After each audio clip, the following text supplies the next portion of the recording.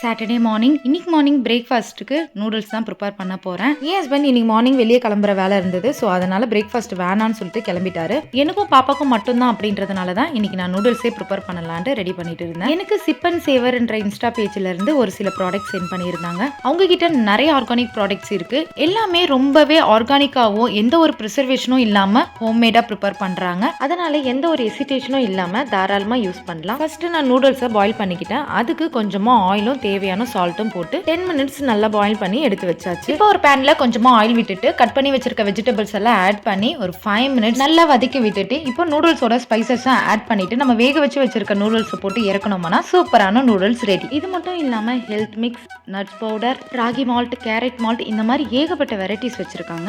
Working உமனா இருக்கவங்களுக்கு ரொம்பவே யூஸ்ஃபுல்லா இருக்கும். இவங்க பேஜை நான் டேக் பண்றேன், மறக்காம செக் பண்ணி பாருங்க. என் பாப்பா சாப்பிட்டு பார்த்துட்டு ரொம்பவே சூப்பரா இருக்குன்னு சொன்னா பசங்களோட சந்தோஷம் தானே நம்ம சந்தோஷம்.